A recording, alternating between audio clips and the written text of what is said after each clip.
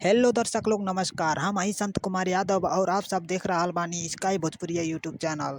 तो दर्शक लोग आज हम इ वीडियो में एक ऐसन फिल्म के बारे में बतावे जा रहल बानी जौना फिल्म के नाम बा निरहुआ हिंदुस्तानी 4। तो दर्शक लोग निरहुआ हिंदुस्तानी 4 एक ऐसन फिल्म बा जौना फिल्म में रोमांस कॉमेडी और एक्शन सब कुछ शामिल बा।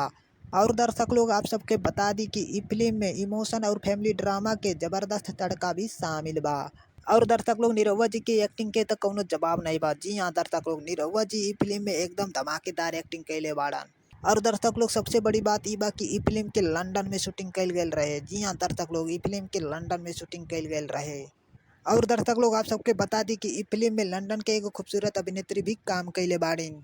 और दर्शक लोग आप सबके बता दी कि इ फिल्म में अमरपाली दुबे जी बड़ा अजीब के किरदार निभैले बाड़ीन। जी हाँ दर्शक लोग, इ फिल्म में अमरपाली दुबे जी बड़ा अजीब के किरदार निभैले बाड़ीन।